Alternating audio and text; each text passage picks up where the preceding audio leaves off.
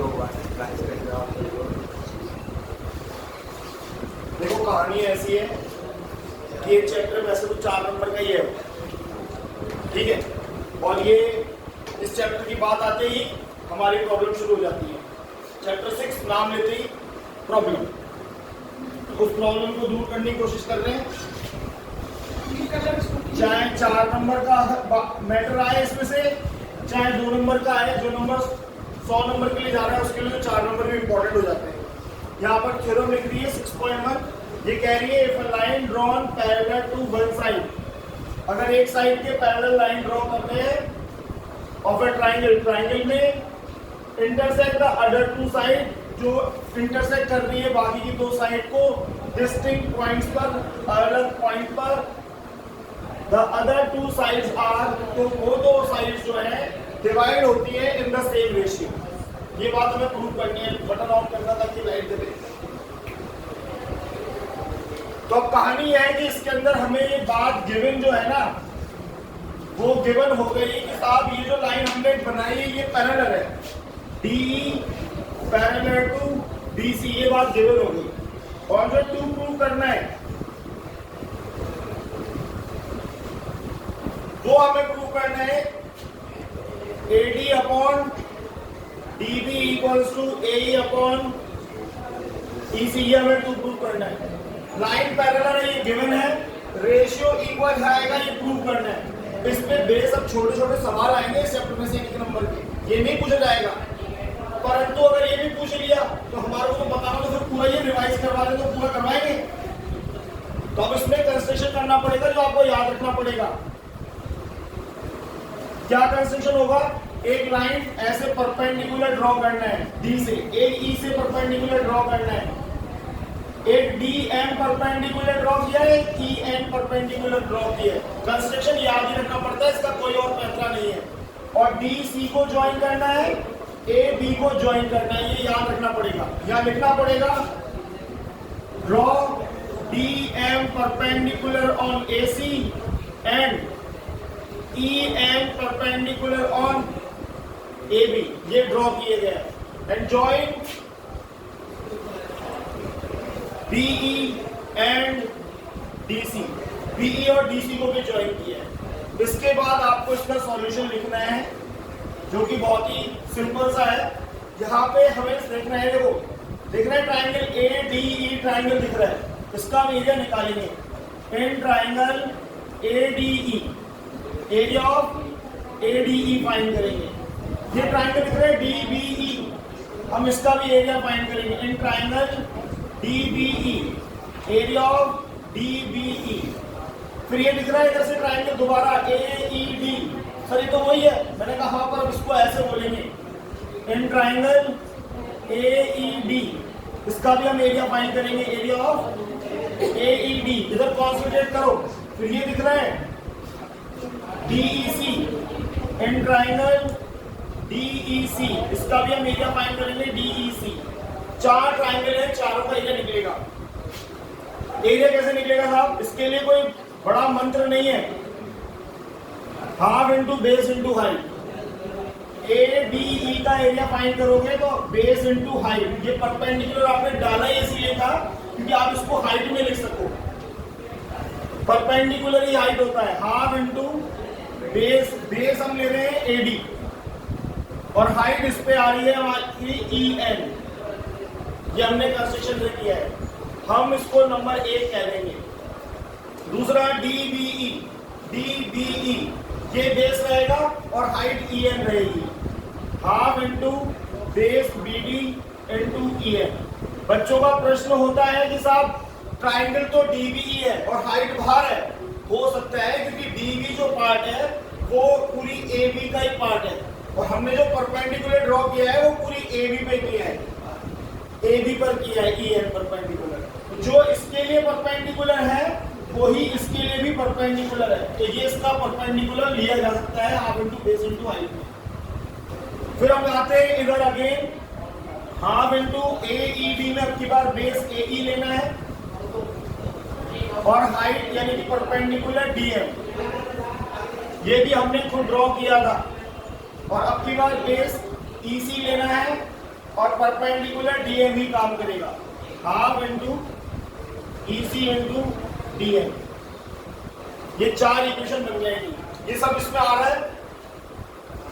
अब इसके बाद सेकंड स्टेप ये है कि फर्स्ट में सेकंड का डिवाइड कर लो, थर्ड में फोर्थ का डिवाइड कर लो। वो साफ साफ समझ में आता है कि AD अपॉन DB बनाना है मुझे प्रूफ करने के लिए। तो AD अपॉन DB जब भी बनेगा ना, मैं इनका डिवाइड करूंगा। प्रूफ करने के लिए AE और EC बनाना है, AE और EC जब भी तो बनेगा ना, मैं इनका डिवाइड करूंगा। 1 में 2 का डिवाइड करना है, 3 में 4 का डिवाइड करना है। ये इसका सेकंड पार्ट हो गया। यहाँ लिख दो 1 डिवाइडेड बाय 2, तो ये ऐसा दिखेगा एरिया ऑफ ADE ये वाला अपॉन एरिया ऑफ BDE। यहाँ पे या D क्या लिखा है DBE, हाफ इंटू बेस आएगा AD into EN, half base आएगा BD इंटू EN। EN से EN कटना है, हाफ से हाफ कटना है, ये बच जाएगा। क्या बचेगा? Area of ADE upon area of DBE equals to AD upon BD। इसको नंबर 5 करके छोड़ेंगे, ये भी आ रहा है इसमें। अब 2 में 3 का डिवाइड करेंगे, 3 डिवाइडेड बाय 4। अब ये ऐसा दिखेगा area of AEB upon area of DEC half into base AE into DM, half into EC into DM। DM से DM गया, हाफ से हाफ गया। Area of AEB upon area of DEC equals to AE upon EC। Number 6 से छोड़ दो। अब मेरी बात बड़े ध्यान से सुनो, AED और ADE एक ही बात है। मैंने यहां से बोला तो ADE बोला और यहां से बोला AED बोला, एक ही प्लॉट है, इसके अलग एरियाज नहीं हो सकते। चाहे मैं यहां से बेस इंटू हाइट लेके निकालूं, चाहे यहां से बेस इंटू हाइट लेके निकालूं, अलग अलग एरियाज नहीं होंगे। तो यानी कि अल्टीमेटली ये दोनों बातें कैसी हैं? सेम है। अब बात केवल डिनोमिनेटर की है। ये डिनोमिनेटर है DBE और ये डिनोमिनेटर है DEC। DBE ये वाला ट्रायंगल, DEC ये वाला ट्रायंगल।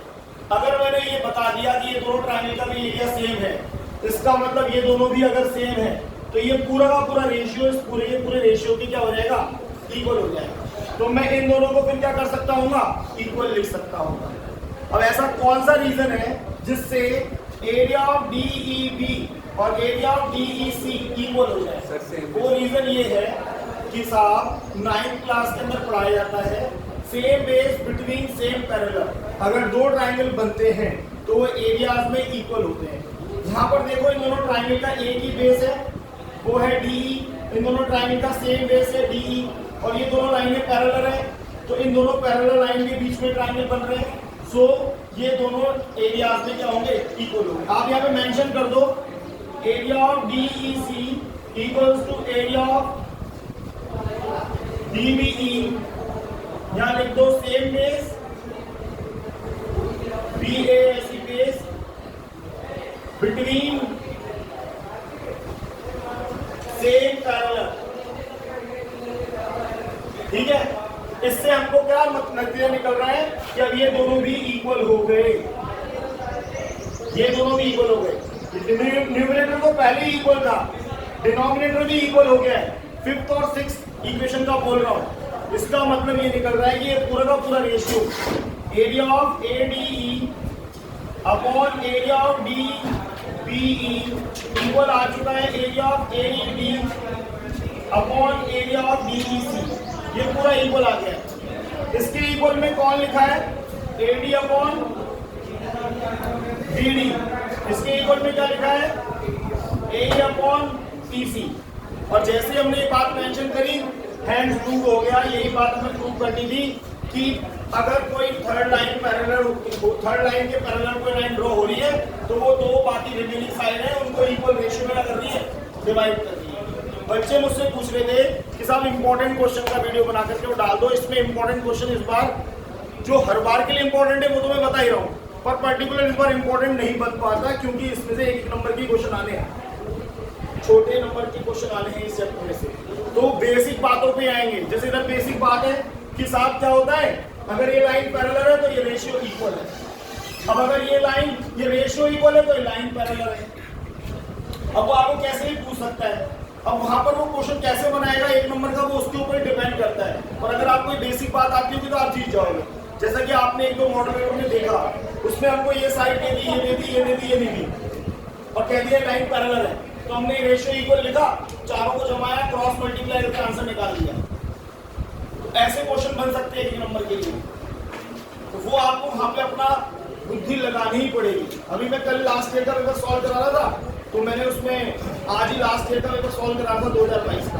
तो मैं बता रहा था कि कई जगह पे ऐसे क्वेश्चन देते हैं जहाँ पे आपको अपने आप ही सोचना है और वो सोच के आप वहां पे आंसर लिख दोगे। तो ये आपको मैंने 6.1 थ्योरम एक्सप्लेन करी है, आप चाहो तो इसको लिख लो।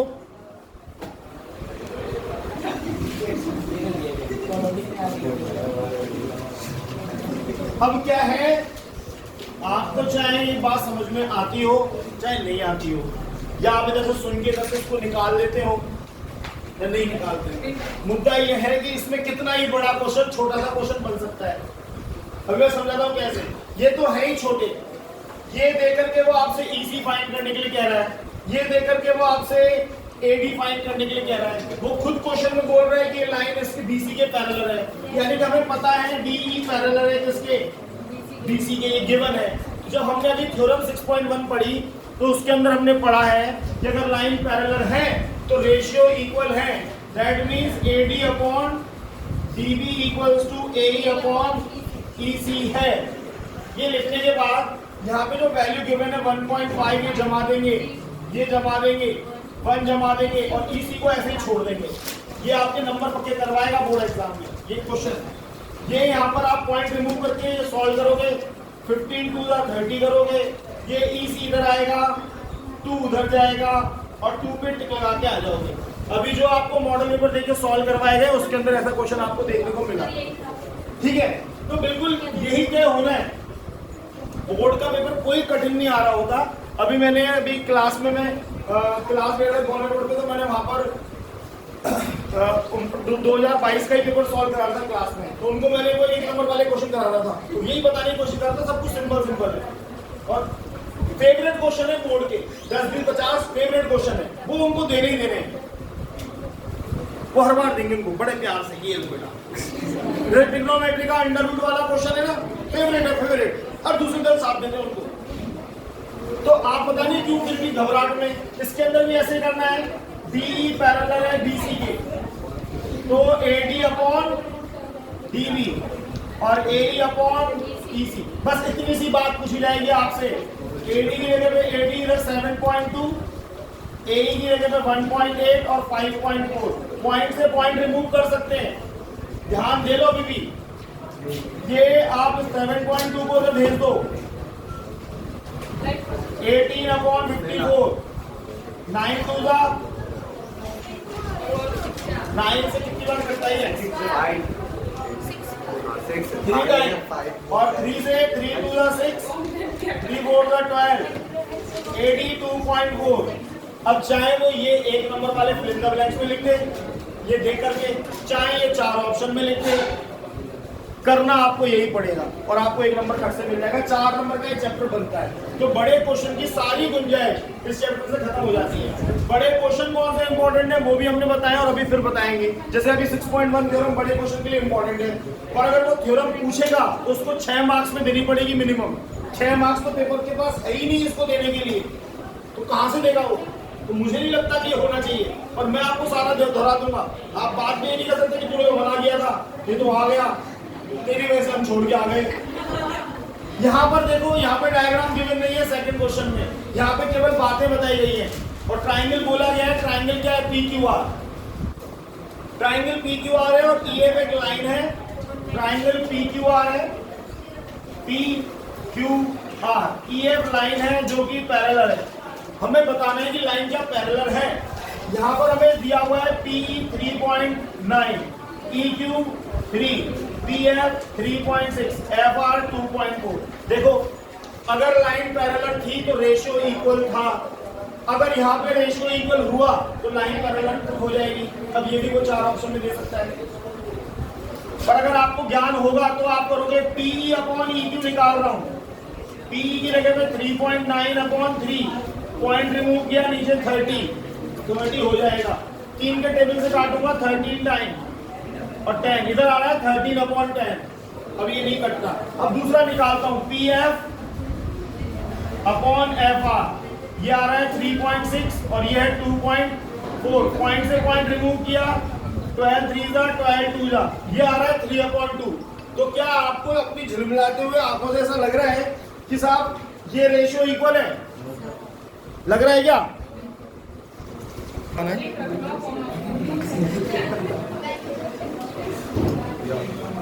ये इसलिए किया जा रहा है कि कुछ बच्चे हमसे बोल रहे थे कि 6 चैप्टर में ये चीजें हैं, तो हमने कहा आपके लिए वो कह रहे थे रिकॉर्ड ही कर देना बोले थे, हम देखते हैं तो उनका काम चल जाएगा। क्या समस्या है इसमें? तुम लोग इधर देख लो, उधर की बजाय इधर। ये दोनों रेशियो इक्वल नहीं आए तो अपन बोलेंगे PE और EQ का रेशियो इक्वल नहीं है PF अपॉन FR के, इसलिए दोनों लाइनें पैरेलल नहीं है। वो पूछ रहे हैं क्या EF नॉट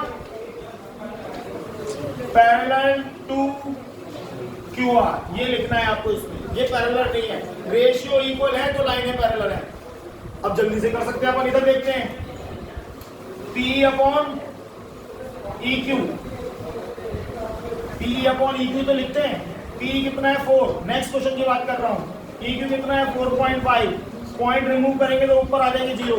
5 का एक टेबल होता है, 5 9 का 5 8 का 8/9। दूसरा देखते हैं PF अपॉन FR, PF है 3.6, FR है 2.4, पॉइंट से पॉइंट रिमूव कर दो, 12 3 जा 12 2 जा। अरे सर देखो खेल हो गया, 8/9 और 3 है, ये आ रहा है अपने पास। ये क्या लिख दिया मैंने पता नहीं, बुद्धि बहुत आ गई। 8/9 ऐसा करो, लोग जो उधर है ना उनको बोल दो इधर आके बैठे। ये दोनों 8/9 है, इसका मतलब PE upon EQ equals to PF upon FR। तो लाइनें क्या हो गई? EF is parallel to QR। ये कम जगह में ज्यादा बताने की कोशिश इसलिए की जा रही है कि एक ही बार बोर्ड पे ज्यादा क्वेश्चन एक्सप्लेन हो जाए। आप ये बिल्कुल इशारे वाली चीजें हैं कि हाँ भाई समझ में आ जाती है। बिल्कुल ही जिसकी क्वालिटी वाला जना है तो उस क्वालिटी वाले जने से तो अब कुछ होना भी नहीं है। अगर कोई बिल्कुल क्वालिटी है, और जो नॉर्मल से लोग हैं जिनका थोड़ा बहुत मिस हुआ है वो इससे पकड़ लेंगे कि हाँ भाई ये PQ, अब इसमें PQ गिवन है और अपना क्या होता है PE, और पूरा PQ गिवन है। तो यहाँ पे आप एक बार डायग्राम बना के देख लो, यहाँ बना लो, यहाँ समझा देता हूँ। ये है हमारा PQR और ये लाइन है हमारी EF। अब इसमें पूरा PQ गिवन है 1.28, पूरी साइड गिवन है, और दूसरा गिवन है PE मतलब 0.18। तो कॉमन सेंस कहता है कि 1.28 में से 0.18 माइनस करके मैं निकाल लूंगा EQ, कितना आएगा 1.10, ऐसे निकाल लूंगा। उसने दिया नहीं है, चेक करना चाहे कि बुद्धि है कि नहीं सामने वाले में। PR दे दिया पूरा 2.56 और साथ में दे दिया PF 0.36। अब कई जने ऐसे होंगे जो इस वीडियो को देख भी रहे होंगे तो उसको स्किप करके देखेंगे आगे, इनको पता है मुझे आता है, तो डायलॉग वो सुन ही नहीं पाएंगे। कोई बात नहीं, इधर देखते हैं 0.36, ये FR। तो वो कॉमन सेंस, ये FR PF दे रखा है 0.36, तो ये माइनस करूंगा तो FR आ जाएगा, कितना आएगा 2.20। ये हमारे बिल्कुल काबिल विद्यार्थी है, फटाफट से हमें बता देते हैं, माइनस हमें करने की जरूरत ही नहीं पड़ती। बाकी से देख रहे हैं पता नहीं कितनी बड़ी गणित है। अरे माइनस भी देख लो, 2.56 में से माइनस करूंगा 0.36 पॉइंट के नीचे पॉइंट लिखते हैं। 6 - 6 0, 5 - 3 2 और 2 एज इट इज 2.20। क्योंकि एग्जाम टाइम में किसी भी चीज के लिए भरोसा नहीं कर सकते किसी पे कि माइनस आता होगा, बता दो वो भी। जब स्टार्ट किया था तब भी माइनस करना सिखाया था, डिवाइड भी बताया था, है ना? तो अभी भी भाई बता दो, कुछ नहीं रखा। क्यों भाई सूरज जी गलत कह रहे हैं? बता दो। अभी आप ये क्वेश्चन बताएंगे, आ रहे हैं आपके पास। 2 मिनट रुको, रिपोर्ट भरते हैं। तो भाई अब मैं यहाँ पे लिखने वाला हूँ PE अपॉन EQ। आज तो आपका समय है ना, बस तो आज आप दिक्कत सॉल्व करके जाओ अपनी, कितनी दिक्कत है तुम्हारी। 0.18 और फिर नीचे आ रहा है 1.10। PF की जगह पे आ रहा है 0.36 और नीचे आ रहा है 2 पॉइंट से पॉइंट रिमूव हो जाता है। कट रहा है किसी टेबल से दोनों, नीचे वाला काट दो, बराबर हो जाएंगे। ये 18 और ये 1102 के टेबल से काटते रेशियो इक्वल आ गया। इसका मतलब ये लाइन क्या है? EF parallel to QR। EF QR के पैरेलल। इस तरह का सेकंड क्वेश्चन था। ये ऐसे छोटे क्वेश्चन इस बार इस चैप्टर में से इंपॉर्टेंट है ना? बेसिक बातों पे सवाल है। मैं यही बात बता रहा था वहां पे जब 2022 का पेपर सॉल्व कर रहा था बच्चों को। मैं कर रहा था, मतलब करना तो बच्चों को था पर मैं कर रहा था क्योंकि मुझे मेरी ड्यूटी करनी थी। तो मुझे खड़ा कर दिया गया, भाई आप क्लास लेने हैं, आपको मैथ्स की क्लास है, भाई खड़े हो गए। अब करना तो ये होना तो ये था कि मैं तो बैठता और बच्चों से कहता करो, और वहाँ हुआ उल्टा, होता उल्टा है। वो कहते तू कर, तो मैं कर रहा था भाई 2022 का पेपर। वो बैठे थे, वो देख रहे थे, तो मैं उनको यही समझाने की कोशिश कर रहा था। हर एक क्वेश्चन बेसिक बात पे था। जैसे बेसिक बात क्या होती है, इस एक्सरसाइज की बेसिक बात है कि जब कोई लाइन पैरेलल है थर्ड साइड के तो वो इक्वल रेशियो बनाती है। इस बेसिक बात में वहां पे क्वेश्चन है। अगर डिस्टेंस 7 चैप्टर में से डिस्टेंस फॉर्मूला बेसिक है, बात है 7.1 की, x2 - x1 का whole square plus y2 - y1 का होल स्क्वायर अंडर रूट। तो वहां पे इसी पे क्वेश्चन है। 2 पॉइंट दे रखे, डिस्टेंस फाइंड करो। हर एक, जैसे मोड की बेसिक बात है कि भाई जो सबसे ज्यादा फ्रीक्वेंसी कैरी करता है वो मोड है, तो वहां पे पूछ रहा है मोड। एक क्वेश्चन तो ऐसा था, ऐसे धुरंधर भी है कि एक डिस्ट्रीब्यूशन टेबल बनी थी क्लास इंटरवल की, फ्रीक्वेंसी लिखी थी, फ्रीक्वेंसी में से x गायब था, एक फ्रीक्वेंसी गायब थी, फ्रीक्वेंसी का सम दिया हुआ था, वो केवल पूछ रहा है x की वैल्यू बताओ। अब भाई साहब इसमें तो सर कुछ दिया ही नहीं है क्योंकि जब कोई मिसिंग फ्रीक्वेंसी होती है तो मीन, मोड, मीडियन कुछ तो देता है, कुछ भी नहीं है। अरे फ्रीक्वेंसी का टोटल 60 दे रखा है, सबको जोड़ के 60 में से माइनस कर दो, x बच जाएगा ना यार। इतना सा कॉमन, ये इन्हीं की क्लास थी, इनकी क्लास इनको बस एक चीज पूछनी है, यहाँ पे जाओ। अभी मैं टाइम वेस्ट नहीं कर रहा था, इधर देखो। अब ये क्वेश्चन आगे चलेंगे ऐसे 3 से लेकर कहां तक, प्रूफ वाले 10 तक। आप शांति रखोगे सारे हो जाएंगे, और इसमें कुछ भी बड़ी बात नहीं है। कितना सिंपल कार्यक्रम है, देखो आप। क्या हुआ प्रिया जी, आपको कुछ बेचैनी हो रही है?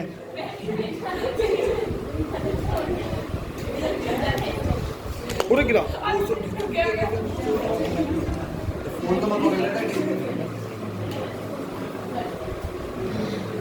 ये सब इसकी वजह से हो रहा है ना। तुम लोगों को समस्या है आप लोगों को?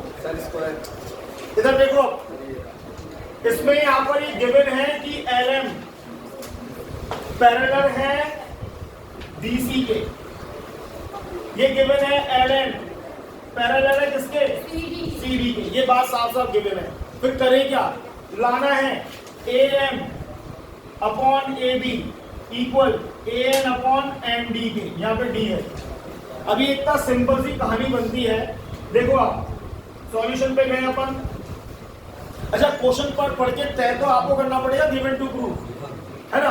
अब इससे छोटा क्वेश्चन कैसे बनेगा वो भी बता देता हूँ, अभी बता दूंगा। पहले तो आप ये देखो कि LN पैरेलल है CD के, वो कौन सा ट्राइंगल है?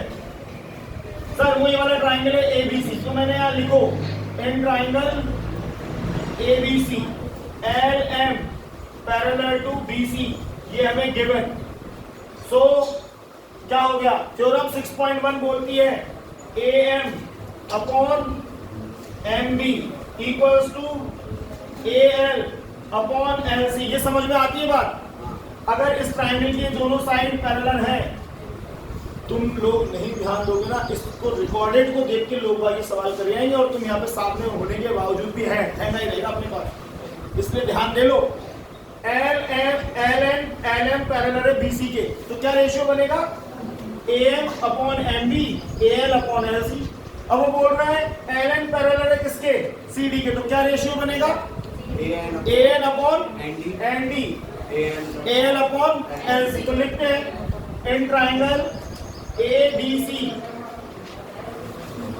LN parallel to CD given, तो ये बाय BPT है, BPT बेसिक प्रोपोर्शनलिटी थ्योरम, ये हमने उस थ्योरम से लिखा है, नींद मत ले लेना। By BPT AN upon ND equals to AL upon LC, ये भी हमने बाय BPT लिखा है। अब आपको अपनी अच्छी अच्छी आंखों से दिखाई दे रहा होगा, ये भी AL अपॉन LC के इक्वल है, ये भी AL अपॉन LC के इक्वल है। जब ये दोनों ही AL अपॉन LC के इक्वल है तो ये दोनों आपस में इक्वल है, तो हम इनको कंपेयर कर देंगे फ्रॉम 1 एंड 2। क्या लिखेंगे? AM upon MB equals to AN upon ND, यही प्रूव करना है। AM अपॉन सर AB लाना है सर, NB आया है, तो मैंने कहा लॉजिक देखो, AM तो ऊपर है, नीचे AB लाना है और अपना क्या रहा है? MB। ऊपर AN है, इधर AN आ रहा है, नीचे क्या लाना है? ND। AD लाना है, आ रहा है ND है। अब आप डायग्राम पे आ जाओ, AN ये रहा और AB ये रहा, और हमारे पास आ रहा क्या है? MB। अगर मैं इस MB में AB AM को ऐड कर दूं तो क्या बन जाएगा? AB। हमारे पास आ क्या रहा है? ND, और आना क्या चाहिए? AD। तो मैं अगर इस ND में AN को ऐड कर दूं तो क्या बन जाएगा? AD। यानी कि जो न्यूमरेटर है ना, उसको डिनोमिनेटर में ऐड करना है। अगर कोई दो रेशियो इक्वल है और उनके न्यूमरेटर को आप डिनोमिनेटर में ऐड कर देते हो बोथ साइड, तो भी वो रेशियो इक्वल ही रहता है, तो मैं ऐसा कर सकता हूं। तो मैं क्या लिखूंगा? AM upon MB plus AM बराबर में AN upon ND plus AN equal में AM MB और AM, MB और AM मिलकर क्या बन जाएंगे? AB। AN और ND और ND और AM मिलकर क्या बन जाएंगे? ये दोनों ऐड होकर के AD और ये दोनों ऐड होकर के AB दिखने लगेंगे। हमने बस सिंपली इस न्यूमरेटर को डिनोमिनेटर में क्या कर दिया? ऐड कर दिया, तो भी रेशियो क्या रहेगा? इक्वल ही रहेगा। और जो हमारे रिक्वायर्ड था वो हमें आ गया, और हमने यहाँ पे लिख दिया हैंड्स प्रूफ हिमांशु पांडे। यहां पर अगेन ऐसा ही क्वेश्चन है, देखो क्या गिवन है? ADE parallel to AC, DE का दिख रहा है ये रहा, और AC का है ये रहा, मतलब बड़ा वाला ट्राइंगल। कौन सा? ABC triangle. यानी कि ये दोनों लाइनें हटा देते हैं थोड़ी देर के लिए। सॉल्यूशन देखो क्या लिख रखा है? DE parallel to AC in triangle ABC, क्या रेशियो निकलेगा? चाहे आप ऊपर से लिख रहे हो तो ऊपर से लिख लो, अब यहाँ पे इधर से लिखो इसको, BD अपॉन AD, इसको भी यहां से लिखो BE अपॉन EC, ये बनेगा साहब। और इसको एक नंबर लिख के, आपको कोई दिमाग लगाने की जरूरत नहीं है, आप यही जानते हो। अगर ये दोनों लाइनें पैरेलल हैं तो आप ये जानते हो कि ये रेशियो जो बन रहा है, चाहे आप AD अपॉन DB लिखो, चाहे BD अपॉन AD लिखो। अगर आप BD अपॉन AD लिख रहे हो तो फिर आपको BE अपॉन EC लिखना पड़ेगा, और अगर आप AD अपॉन DB लिख रहे हो तो आपको EC अपॉन EB लिखना पड़ेगा या BE लिखना पड़ेगा, इतना ध्यान रखना। फिर अपन आते हैं दूसरी बात पे, जो लाइन मिटा दी थी उसको वहां पे ड्रॉ कर देते हैं। दूसरी बात लिखिए DF parallel to AE, DF ये रही और AE ये रही। अब हमें बाकी की लाइनों से कोई मतलब नहीं है, यानी कि ट्राइंगल कौन सा बन रहा है? ABE, यानी कि ये हमें गिवन है इन ट्राइंगल ABE। तो अब इसके अंदर क्या रेशियो बनेगा? देखो इधर देखो, BD अपॉन AD बनेगा, और इधर क्या बनेगा? DF अपॉन FE बनेगा, और ये बात नंबर क्या हो जाएगी? 2। अब आंखों से हमको दिख रहा है BD अपॉन AD के इक्वल में BE upon EC, BD upon AD के इक्वल में BF अपॉन FE। तो ये दोनों एक ही चीज के इक्वल है। 1 और 2 को कंपेयर कराएंगे तो क्या निकलेगा? फॉर्म 1 एंड 2 तोड़ो, BE upon EC equals to BF upon FE। ये दोनों आपस में इक्वल हो जाएंगे, यही बात प्रूव करनी है। BF upon FE equals to BE upon EC। ऐसे ही क्वेश्चन हो जाएंगे और ऐसे ही बाकी के हैं। तुम्हारी समस्या ये है कि टाइम हो गया तो हम जाएं। मैंने तो कुछ और अलग ही